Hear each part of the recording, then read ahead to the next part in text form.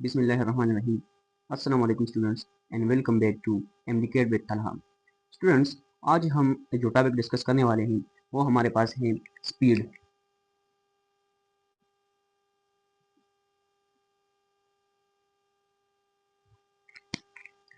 Speed हमारे पास एक सिंपल चीज़ है, लेकिन इसमें हमारे पास काफ़ी सारे एमसीक्यूज बन सकते हैं। तो हम इंशाल्लाह इसे बेसिक से लेकर एडवांस तक पढ़ेंगे। तो हम इसका डिफिनीशन लिखते हैं।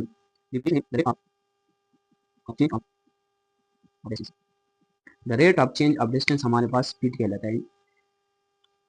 इसे हम रिप्रेजेंट करते हैं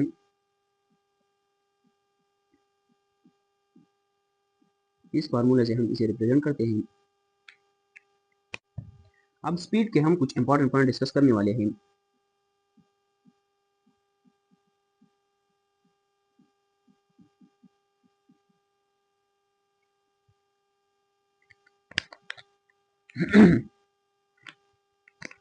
स्पीड हमारे पास एक स्केलर क्वांटिटी है।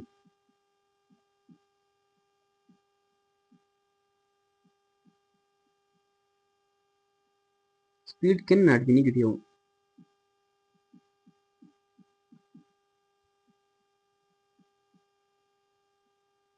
इसका हमारे पास एसआई यूनिट है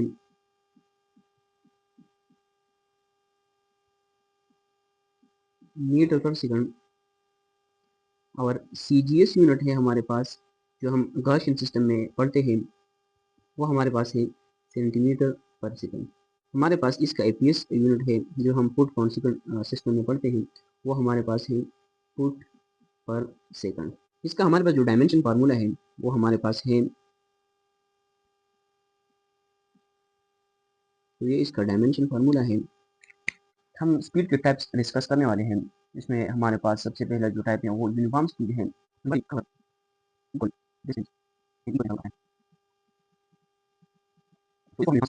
हम इसे एक एग्जांपल की मदद से समझते हैं। हमारे पास एक एग्जांपल लेते हैं।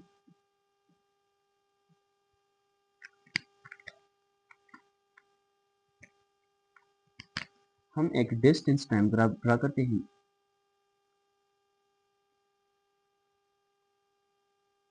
हम एक्स एक्सिस पर टाइम लेंगे और वाई एक्सिस पर हम डिस्टेंस।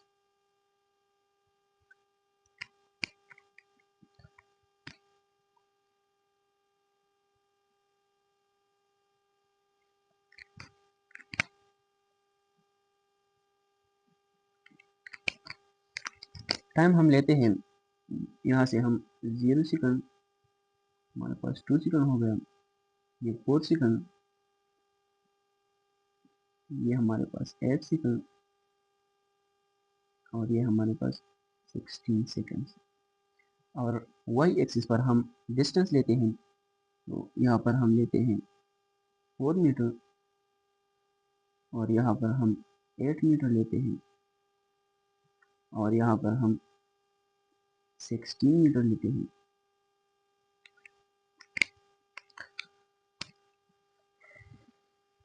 सबसे पहले हम इस पॉइंट पर स्पीड फाइंड करते हैं।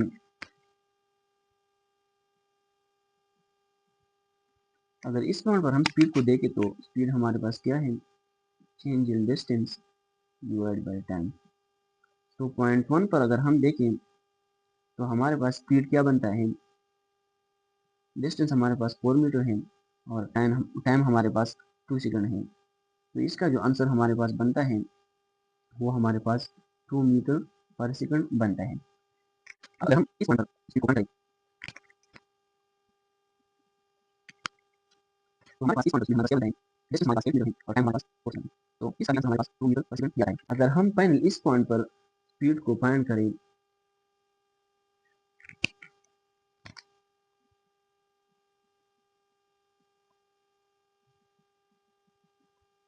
तो इस पॉइंट पर हमारे पास डिस्टेंस हमारे पास 16 मीटर है और टाइम हमारे पास 8 सेकंड है। तो ये भी हमारे पास 2 मीटर पर सेकंड ही आता है।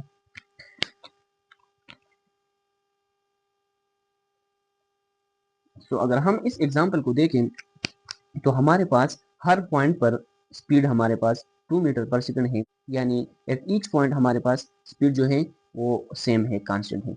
तो इस स्पीड को हम क्या कहते हैं, यूनिफॉर्म स्पीड कहते हैं। जब बॉडी हमारे पास इक्वल डिस्टेंस कवर करे इक्वल इंटरवल ऑफ टाइम में, तो हम इसे यूनिफॉर्म स्पीड कहते हैं। हम वेरिएबल स्पीड को डिस्कस करने वाले हैं। वेरिएबल स्पीड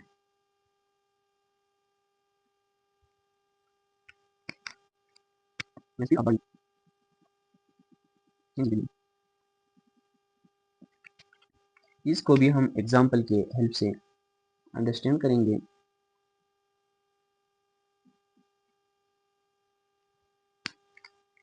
इसके लिए भी हम डिस्टेंस टाइम ग्राफ ड्रा करेंगे।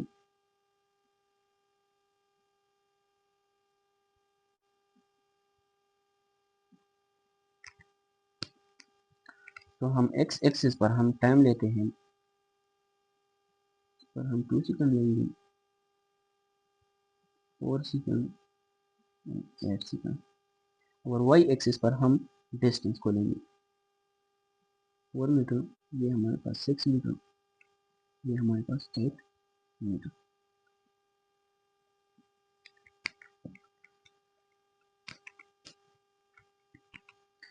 अब अगर हम इस पॉइंट पर स्पीड को मालूम करें यहाँ पर, तो हमारे पास स्पीड, तो इस पॉइंट पर हमारे पास स्पीड होगा,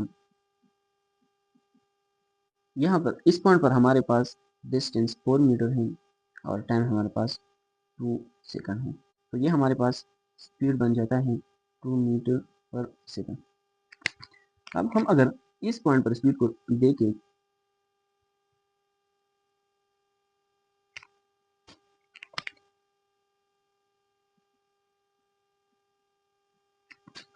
तो सेकंड पॉइंट पे हमारे पास स्पीड होगा 6 मीटर, हमारे पास डिस्टेंस है और टाइम हमारे पास है 4 सेकंड। तो ये हमारे पास बन जाएगा 1.5 मीटर पर सेकंड। अब हम अगर लास्ट पॉइंट पर स्पीड को फाइंड करें,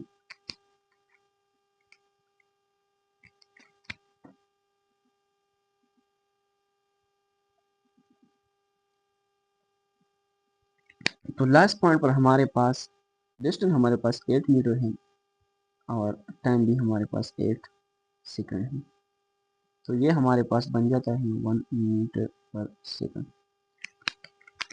तो अगर हम इस एग्जाम्पल को देखें, तो हमारे पास स्पीड डिक्रीज हो रहा है, तो स्पीड हमारे पास कांस्टेंट नहीं रहा और इस स्पीड को हम वेरिएबल स्पीड कहेंगे।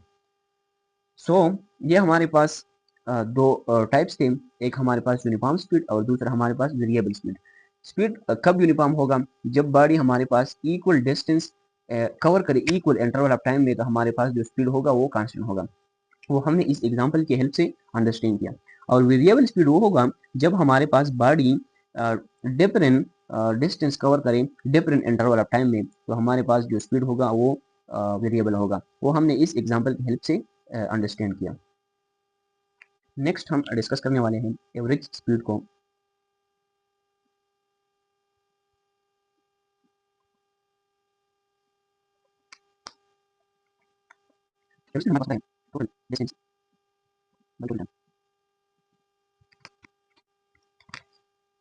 हम इसे इस तरह रिप्रेजेंट करते हैं,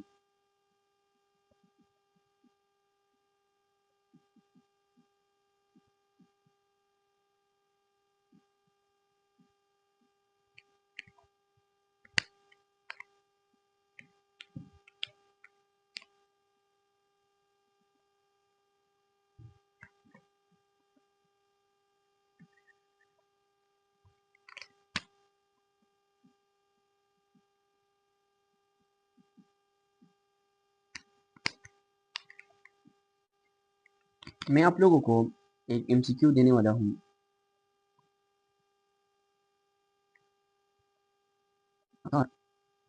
goes from Madam to short at 40 km per hour and return at 60 km per hour.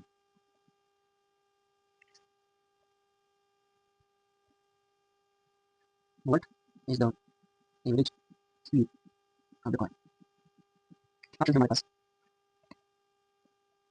50 km per hour, option B है 48 km per hour, सी हमारे पास है 6 kilometre per our and D हमारे पास है none of this. So students इसमें हमारे पास जो करेक्ट ऑप्शन है वो है 48 किलोमीटर पर आवर। अब ये कैसे, इसके लिए हम कुछ इम्पॉर्टेंट केसेस डिस्कस करने वाले हैं एवरेज स्पीड के रिलेटेड। तो इसमें हमारे पास दो केसेस हैं। The first one is when velocity interval are given।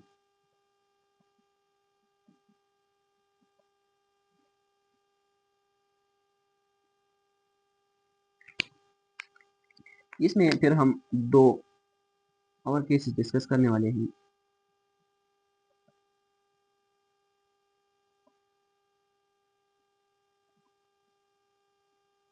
One is जब हमारे पास इक्वल डिस्टेंस होंगे and different times, and the second one is जब हमारे पास इक्वल टाइम होगा एंड डिफरेंट डिस्टेंस। तो इस केस में हमारे पास हम जो फार्मूला यूज करने वाले हैं वो हमारे पास है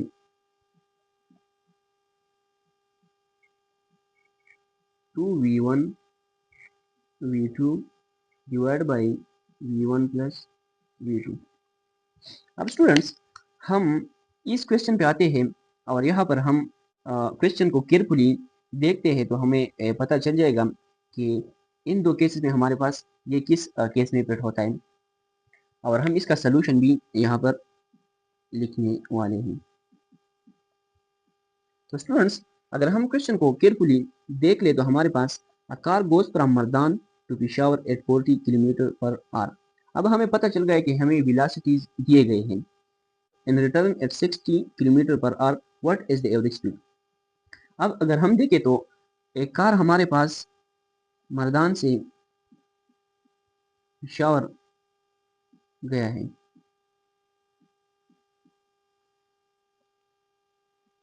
जाने में इसका स्पीड 40 किलोमीटर पर आवर है और वापस आते हुए इसका स्पीड हमारे पास है 60 किलोमीटर पर आवर। अगर हम इसे देखें तो हमारे पास पिशावर और मर्दान के बीच हमारे पास जो डिस्टेंस है वो सेम है। अगर इस साइड से मर्दान से पिशावर गया है और पिशावर से मर्दान वापस, तो हमारे पास डिस्टेंस सेम है, सिर्फ हमारे पास जो टाइम इंटरवल है वो डिफरेंट है। अगर इस क्वेश्चन पर हम वो वाला फार्मूला अप्लाई करें तो हमारे पास ये हमारे पास 2 वेलोसिटी 1 हमारे पास है 40 एंड वेलोसिटी 2 हमारे पास है 60 और अगर हम इसको प्लस करें तो हमारे पास 40 प्लस 60 हमारे पास 100 बन जाएगा। तो अगर हम इसको मल्टीप्लाई करें हमारे पास 80 60 डिवाइड बाय 100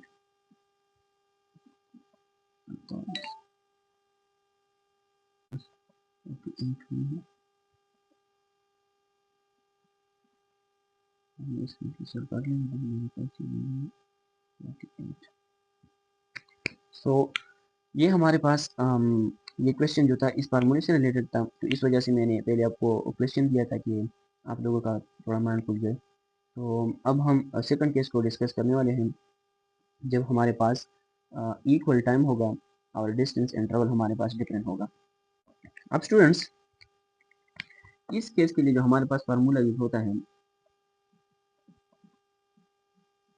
वो है v1 plus v2 plus v3 up to n and divide by n। अब मैं आप लोगों को एक क्वेश्चन देने वाला हूँ। v हमारे पास half of the time and f2 और the remaining half of the time find average speed। अब हमारे पास फंक्शन ए हमारे पास 3b divide by 2 function B है 4b divide by 2 function C है b by 2 and function D है। तो students अगर हम इस क्वेश्चन को देखें तो हमारे पास इस क्वेश्चन में टाइम इंटरवल सेम है। अगर हम देखें तो first half of the time के लिए वेलोसिटी v के साथ बड़ी ट्रेवल करता है और second half of the time के लिए 2v के साथ ट्रेवल करता है। तो हमारे पास टाइम इंटरवल सेम है, तो हम सिंपली ये वाला फार्मूला अप्लाई करेंगे और हम आंसर फाइंड करेंगे। तो हमारे पास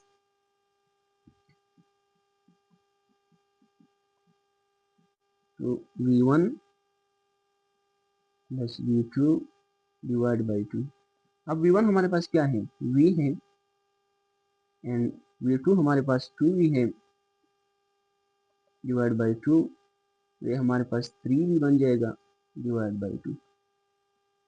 तो इसका आंसर हमारे पास है, ये हमारे पास इसका आंसर है। थर्ड केस हम डिस्कस करने वाले हैं, जब हमारे पास when both distance and time interval are different.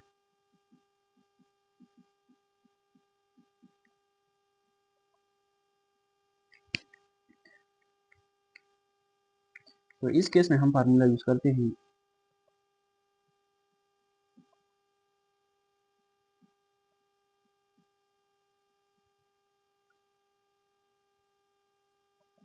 s1 into t1 plus s2 into t2 plus s3 into t3 divide by t1 plus t2 plus t3।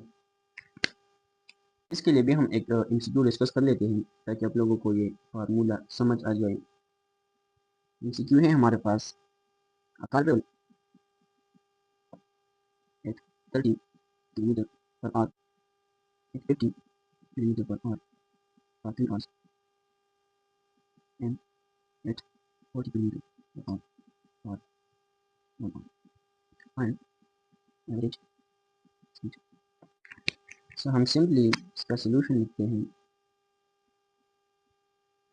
हमारे पास है, अगर हम स्पीड को टाइम के साथ मल्टीप्लाई करें तो हमारे पास फर्स्ट इंटरवल के लिए 30 इंटू टाइम कितने हैं 2 सेकंड को हम 50 को 3 के साथ मल्टीप्लाई करेंगे और 40 को 1 के साथ। तो ये हमारे पास बन जाएगा 60 plus 150 plus 40 divide by time हमारे पास क्या है 1 2 आर प्लस 3 आर प्लस 1। ये हमारे पास बन जाएगा 60 100 250 बन जाएगा और ये हमारे पास 5 6 बन जाएगा। तो ये हमारे पास अप्रॉक्सीमेटली 41 पॉइंट समथिंग आता है। तो ये हमारे पास इसका आंसर बन गया।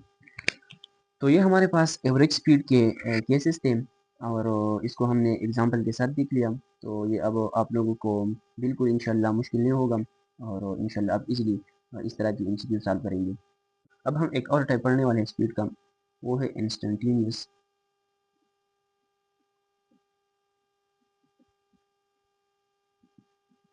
Instantaneous speed.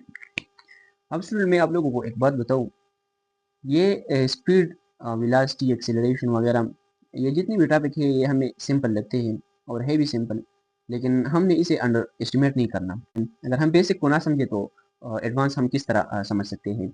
और हमने इन ये जो बेसिक टॉपिक्स है ना, इसकी डिफिनीशन एवरीथिंग फार्मूलाज सब हमने याद करने हैं, क्योंकि ये जो सिंपल चीज़ें हैं ना ये हम एग्जाम में या तो आगे करते हैं या पीछे करते हैं, क्योंकि जो कम्प्लेक्स चीज़ें होती है ना वो तो मैक्सिमम स्टूडेंट ने पढ़ी होती है और उसने अंडरस्टैंड की होती है, लेकिन जो सिंपल चीज़ें हैं ना ये मैक्सिमम स्टूडेंट जो होते हैं वो इसे छोड़ते हैं और इसे समझते नहीं और इसकी डिफिनीशन वगैरह, तो इस वजह से फिर मुश्किल आती है। मैं अगर अपनी बात करूँ तो इस टेस्ट में मैंने ये जो इंस्टेंटेनियस स्पीड है ना इसका डिफिनीशन आया था और ये मैंने गलत किया था। तो आप समझ सकते हैं कि सिंपल चीज़ों को पढ़ना कितना वो ज़रूरी है।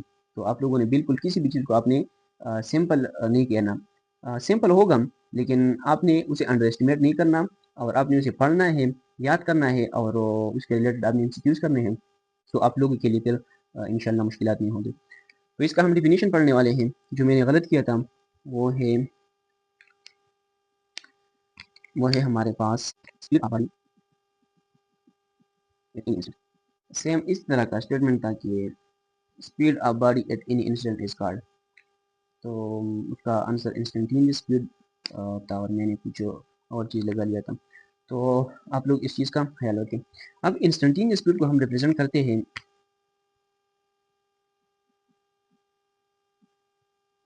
हम लिमिट लगा लेते हैं और हमारे पास time nearly approaches to zero. इस तरह हम इंस्टेंटेनियस स्पीड को रिप्रेजेंट करते हैं। इंस्टेंटेनियस स्पीड हमें एक एग्जैक्ट इंस्टेंट पे बॉडी के मोशन के बारे में इंफॉर्मेशन देता है। हमारे पास कार का जो स्पीडोमीटर होता है ना, कार स्पीडोमीटर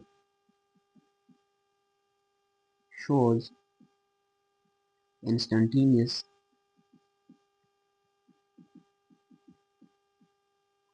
speed। एमसीक्यू है हमारे पास,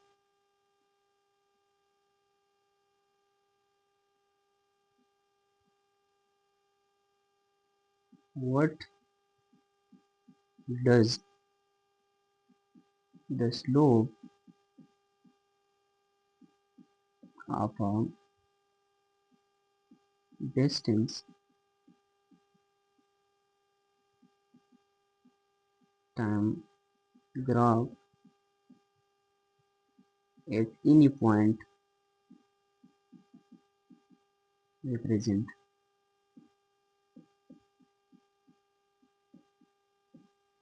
ऑप्शन है हमारे पास, option A average speed,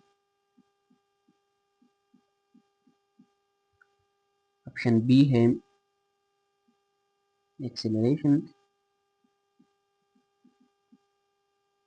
option C है इंस्टेंटेनियस स्पीड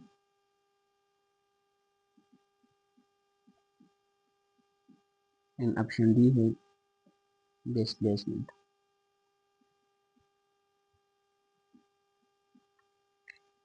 अब स्टूडेंट्स, डिस्टेंस टाइम ग्राफ हमें स्पीड देता है, slope of distance time graph हमारे पास स्पीड होता है। तो अगर हम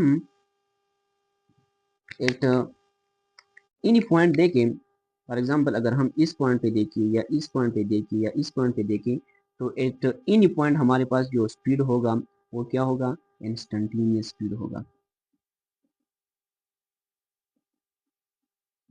अभी हमने डिफिनीशन में बता दिया कि हमारे पास स्पीड एट इन इंस्टेंट हमारे पास वो क्या होगा, इंस्टेंटेनियस स्पीड होगा। तो इसका ऑप्शन सी करेक्ट आंसर है। स्टूडेंट्स, नेक्स्ट टॉपिक हमारे पास है वेलोसिटी।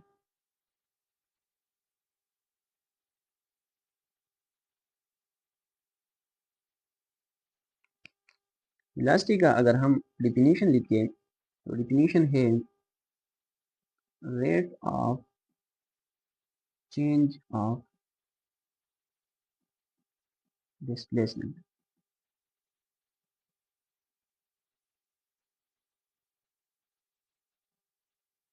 स्टूडेंट्स, रेट हमारे पास क्या होता है, रेट होता है divide by time, something divide by time.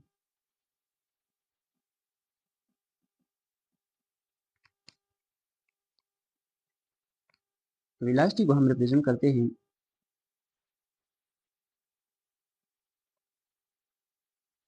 Change in displacement divide by time. ये हमारे पास क्या है, ये है वेलोसिटी का सिंपल इक्वेशन। अब वेलोसिटी के कुछ इंपॉर्टेंट पॉइंट्स हम डिस्कस करने वाले हैं।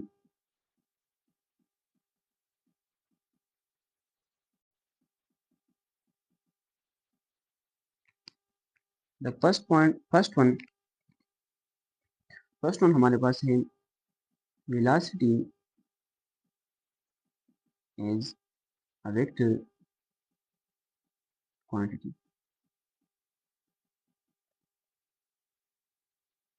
सेकंड इसका हमारे पास ऐसा यूनिट है metre per second, CGS unit है इसका सेंटीमीटर पर सेकंड एंड एपीएस यूनिट इसका है फुट पर सेकंड। हमने पढ़ लिया कि वेलोसिटी हमारे पास एक वेक्टर क्वांटिटी है, तो इसका डायरेक्शन भी होगा। सो डायरेक्शन वेलोसिटी का जो होता है ये हमारे पास always directed in the direction of displacement। Displacement का जो डायरेक्शन होगा वही हमारे पास वेलोसिटी का भी डायरेक्शन होगा। अब हम वेलोसिटी के टाइप्स डिस्कस करने वाले हैं। तो फर्स्ट हमारे पास है uniform velocity. When both magnitude and direction are same. So इस केस में हमारे पास जो वेलोसिटी होगा वो यूनिफॉर्म होगा। ये हमारे पास पॉसिबल है, possible only at rest and motion and straight line.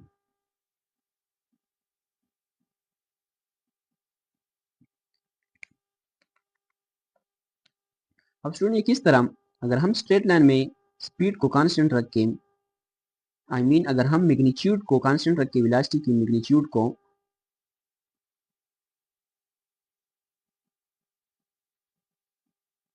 और स्ट्रेट लाइन में हमारे पास डायरेक्शन सेम होता है,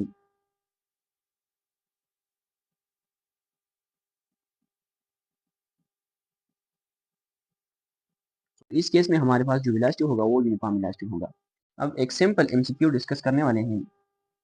एमसीक्यू है हमारे पास, a body is said to have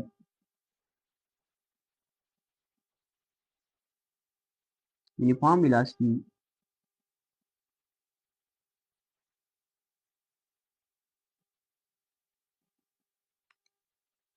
if it has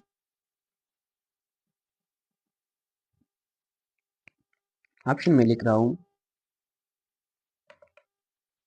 constant speed,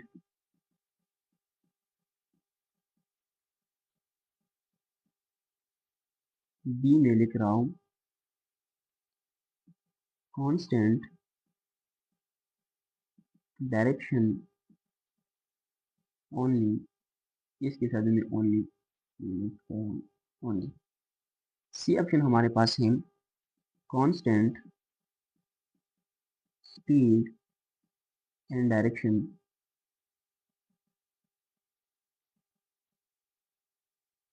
D option हमारे पास नन ऑफ दिस। इसमें हमारे पास करेक्ट ऑप्शन है ऑप्शन नंबर सी। वो इस वजह से मैंने अभी आप लोगों को बता दिया कि वेलोसिटी तब यूनिफॉर्म होगी जब हमारे पास उसका डायरेक्शन एंड मैग्नीट्यूड दोनों सेम होंगे, कांस्टेंट होंगे। तो वेलोसिटी का मैग्नीट्यूड जो है हमारे पास, और स्पीड ही तो हमारे पास वेलोसिटी का मैग्नीट्यूड है। तो हमारे पास जब स्पीड कांस्टेंट होगा तो मैग्नीट्यूड कांस्टेंट हो गया।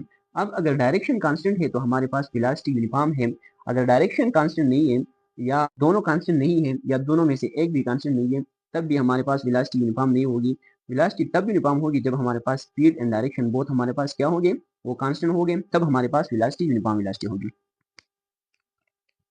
सेकंड हमारे पास वेरिएबल वेलोसिटी है।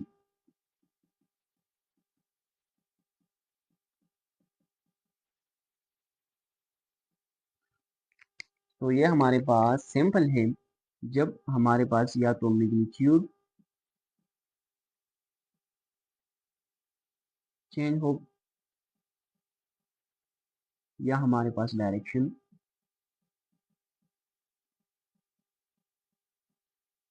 दोनों में से एक, तो हमारे पास वेलोसिटी क्या होगी, वो वेरिएबल होगी। तब हम डिस्कस करने वाले हैं instantaneous velocity.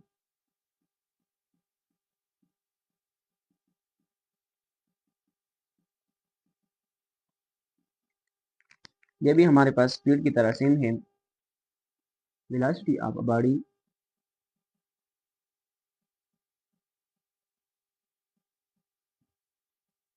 At a particular instant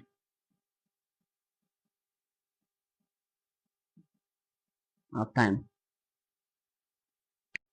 इसे हम रिप्रेजेंट करते हैं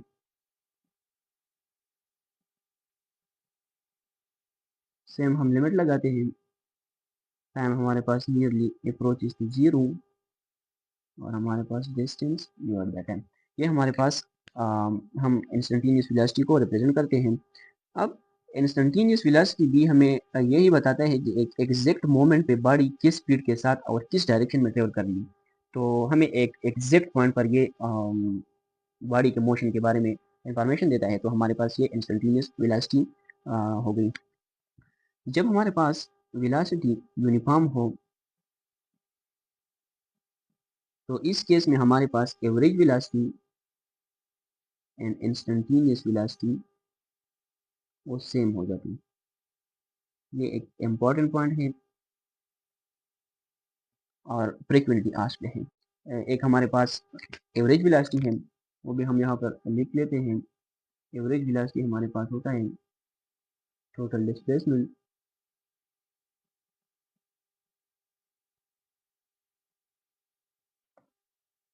डिवाइड बाय टोटल टाइम। इसमें हमारे पास एक इम्पॉर्टेंट पॉइंट ये है कि हमारे पास जो एवरेज वेलोसिटी है can be zero in motion, और सेम हमारे पास एवरेज स्पीड जो है can not be zero in motion. तो ये दोनों पॉइंट आप लोगों ने लिख लेने हैं अपने पास, ये इंपॉर्टेंट पॉइंट्स हैं। तो यही हमारा वेलोसिटी का डिस्कशन था। स्टूडेंट्स नेक्स्ट हमारे पास है एक्सेलरेशन।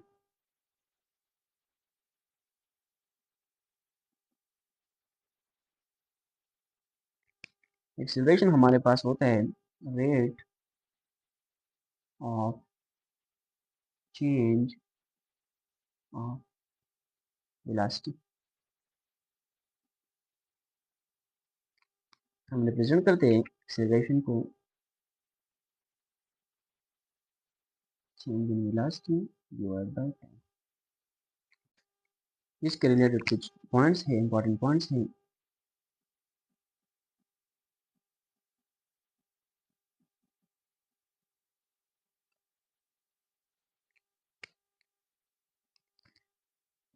एक्सेलरेशन हमारे पास एक वेक्टर क्वांटिटी है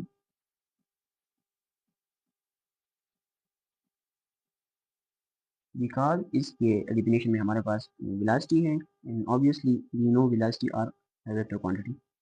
सेकंड वन, इसका हमारे पास एसआई यूनिट है मीटर पर सेकंड स्क्वायर। मैं आप लोगों को ये भी बताओ कि यूनिट हम किस तरह निकालते हैं। तो यूनिट हम फार्मूला से निकालते हैं। चलो देख लेते हैं। ये हमारे पास एक्सेलरेशन है। एक्सेलरेशन के डेफिनेशन में हमारे पास अगर फार्मूला में हम देखें तो वेलोसिटी है, और वेलोसिटी हमें पता है कि distance sorry displacement divide by time है, और इस फार्मूले में हमारे पास अपना भी टाइम है। तो अगर हम डिस्प्लेसमेंट का यूनिट देंगे तो हमारे पास मीटर है, और टाइम हमारे पास सेकंड है, तो ये हमारे पास टू टाइम हो गया, तो ये हमारे पास स्क्वायर बन जाएगा। तो सिंपली हमारे पास मीटर पर सेकंड स्क्वायर इसका यूनिट आता है। अब हमारे पास डायमेंशनल फार्मूला इसका जो है, डायमेंशनल फार्मूला है इसका, ये इसका हमारे पास डायमेंशनल फार्मूला है। अब एक्सेलरेशन के कुछ टाइप डिस्कस करें। एक हमारे पास होता है पॉजिटिव एक्सेलरेशन। एक्सेलरेशन कब पॉजिटिव होगा? जब हमारे पास वेलोसिटी इंक्रीज हो। व्हेन वेलोसिटी इंक्रीजेस, तब हमारे पास एक्सेलरेशन क्या होगा? वो पॉजिटिव होगा। जब हमारे पास final velocity is greater than initial velocity, तब हमारे पास एक्सेलरेशन पॉजिटिव होगा। नेगेटिव एक्सेलरेशन हमारे पास कब होगा? नेगेटिव एक्सेलरेशन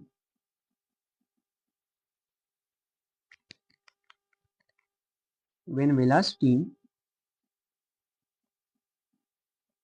डिक्रीजेस, और हम ये भी कह सकते हैं कि हमारे पास final velocity is less than initial velocity, तब हमारे पास एक्सेलरेशन नेगेटिव होगा। Let's discuss the direction of acceleration.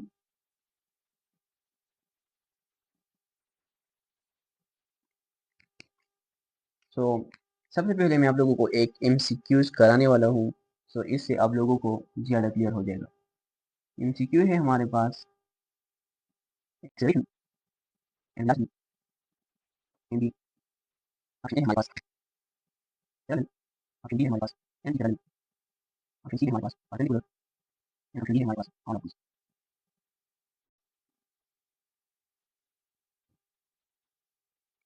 तो स्टूडेंट्स, इसका करेक्ट आंसर हमारे पास है ऑल ऑफ दिस। अब कैसे? मैं आप लोगों को ये तीनों केसेस अलग अलग डिस्कस करने वाला हूँ। सबसे पहले हम पैरेलल को डिस्कस करेंगे कि कब हमारे पास एक्सेलरेशन और वेलोसिटी पैरेलल होगी और कब एंटी पैरेलल होगी और कब हमारे पास परपेंडिकुलर होगी।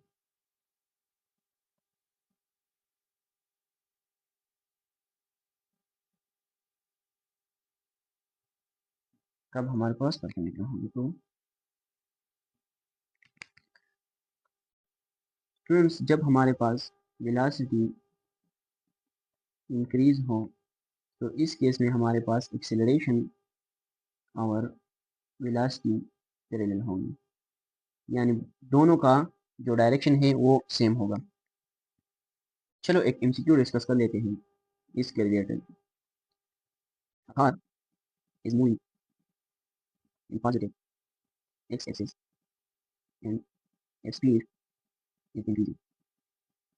So what is the direction of, find the direction of acceleration? Option है हमारे पास, ए है पॉजिटिव एक्स एक्सिस, बी है नेगेटिव एक्स एक्सिस, सी है हमारे पास परपेंडिकुलर और नॉट एक्सिस, डी हमारे पास नहीं। सो इसका आंसर है हमारे पास पॉजिटिव एक्स एक्सिस। अभी मैंने आप लोगों को बता दिया कि जब हमारे पास वेलोसिटी इंक्रीज हो इस केस में हमारे पास एक्सेलरेशन और वेलोसिटी का डायरेक्शन सेम होगा। तो अगर हम देखें तो हमारे पास एक कार है, वो पॉजिटिव एक्स एक्सिस में मूव कर रही है, लेकिन उसका स्पीड इंक्रीज हो रहा है, सो एक्सेलरेशन और वेलोसिटी का डायरेक्शन सेम होगा।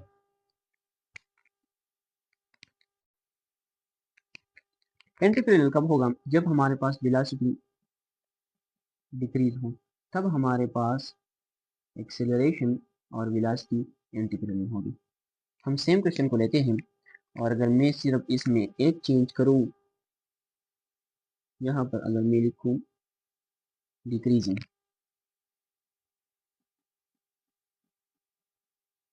तब हमारे पास क्या आंसर बनेगा? सो इस केस में हमारे पास जो आंसर बनेगा वो होगा बी ऑप्शन। सो हमारे पास जब एक कार पॉजिटिव एक्स एक्सिस में मूव कर रही हो और उसका स्पीड डिक्रीज हो रहा हो, तब हमारे पास एक्सेलरेशन और वेलोसिटी अपोजिट डायरेक्शन में होगी। तो वेलोसिटी ऑब्वियसली डिस्प्लेसमेंट के डायरेक्शन में है, तो वो तो पॉजिटिव एक्स एक्सिस में होगी। सो हमारे पास जो एक्सेलरेशन है वो हमारे पास निगेटिव एक्स एक्सिस में, और वो उसका डायरेक्शन होगा। अब परपेंडिकुलर हमारे पास सर्कुलर मोशन में होगा। लेट्स सपोज ये हमारे पास एक सर्कल है। हम इंशाल्लाह फिफ्थ चैप्टर में पढ़ेंगे कि तो हमारे पास जो एंगुलर एक्सेलरेशन है उसका direction always toward the axis होगा। हमारे पास या तो इनवर्ड होगा या आउटवर्ड होगा। और हमारे पास जो वेलोसिटी है, इंस्टेंटेनियस वेलोसिटी या हम इसे लीनियर वेलोसिटी कह सकते हैं, तो वो हमारे पास टेंजेंट टू सर्कल होती है। तो हमारे पास इनके दरमियान हमारे पास, मैं आपको शो कर देता हूँ, ये हमारे पास वेलोसिटी हो गई ये, और ये हमारे पास एक्सेलरेशन हो गया। या तो एक्सेलरेशन इनवर्ड होगा या आउटवर्ड होगा, तो हमारे पास इन दोनों के दरमियान एंगल 90 डिग्री बन रही है, तो ये हमारे पास क्या है? परपेंडिकुलर है। तो ये हमारे पास एक्सेलरेशन के डायरेक्शन के बारे में डिस्कशन थी। अब हम इसके कुछ और टाइप्स डिस्कस करने वाले हैं। नेक्स्ट हमारे पास है uniform acceleration.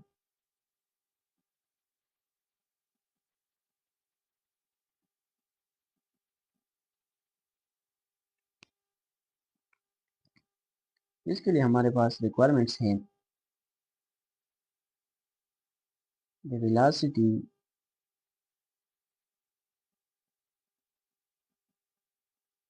is uniformly variable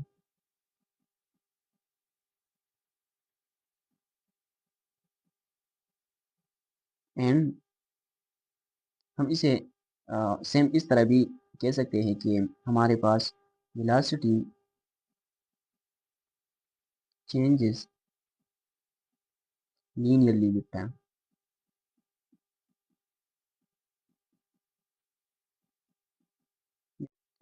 second इसके लिए रिक्वायरमेंट है कि मोशन मस्ट बी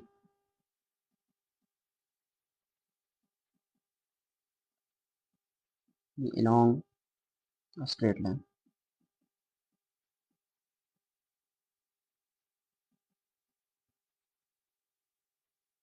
एक एमसीक्यू डिस्कस कर लेते हैं, इसे हमें और भी ये अच्छी तरह से समझ आ जाएगा।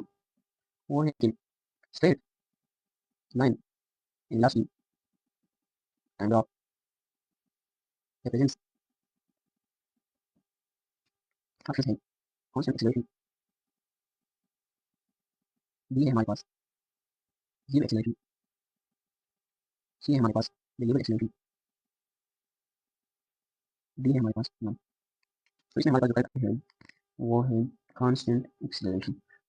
अब कैसे हम ग्राफ ड्रा कर लेते हैं। वेलोसिटी टाइम ग्राफ का स्लोप हमें क्या देता है, एक्सेलरेशन देता है। सो स्ट्रेट लाइन हमारे पास जो होता है ये स्ट्रेट लाइन है। ग्राफ हम डिस्कस करने वाले हैं इसके बाद, लेकिन आपको तो थोड़ा सा आइडिया होगा ना। सो ये हमारे पास स्ट्रेट लाइन है वेलोसिटी टाइम ग्राफ में। सो स्ट्रेट लाइन का मतलब ये है कि हमारे पास जो वेलोसिटी है वो लीनियरली इंक्रीज कर रही है। सो हमारे पास एक्सेलरेशन तो जीरो नहीं हो सकता क्योंकि वेलोसिटी है हमारे पास, वेलोसिटी यूनिफॉर्म नहीं है, वो लीनियरली इंक्रीज कर रही है। इंक्रीज का मतलब ये है कि ये वेरिएबल है वेलोसिटी, लेकिन यूनिफॉर्मली वेरिएबल है, एक यूनिफॉर्म चेंज आ रहे हैं इसमें। सो हमारे पास वेलोसिटी प्रेजेंट है तो इस वजह से हमारे पास एक्सेलरेशन होगा। लेकिन ये जो स्ट्रेट लाइन है हमारे पास ये क्या रिप्रेजेंट करता है, ये हमारे पास यूनिफॉर्म या कांस्टेंट एक्सेलरेशन हमें शो करता है। तो ये हमारे पास कांस्टेंट क्या है, हमारे पास यूनिफॉर्म एक्सेलरेशन है। एंड स्टूडेंट्स, यूनिफॉर्म एक्सेलरेशन के पीछे हमारे पास एक और रीजन भी है। जब हमारे पास बॉडी पर नेट फोर्स जो है, नेट फोर्स वो कांस्टेंट हो जाता है, तब हमारे पास जो एक्सेलरेशन प्रोड्यूस हो वो हमारे पास क्या होगा, यूनिफॉर्म एक्सेलरेशन होगा।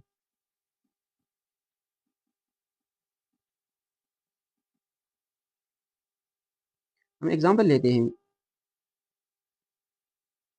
अगर हम प्रीपाल को देखें, प्रीपाल नियर अर्थ हम देखें, प्रीपालिंग बॉडी नियर अर्थ, और अगर अगर और हम एयर रेजिस्टेंस को निगलेक्ट करें,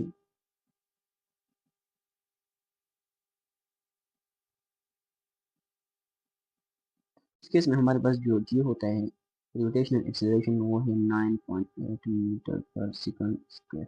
ये हमारे पास कांस्टेंट है। एक दो पॉइंट में आपको यहाँ पर लिख रहा हूँ कि हमारे पास जब नेट फोर्स हमारे पास कांस्टेंट हो तो एक्सेलरेशन भी हमारे पास कांस्टेंट है। और अगर नेट फोर्स वेरिएबल हो तब हमारे पास एक्सेलरेशन भी वेरिएबल हो।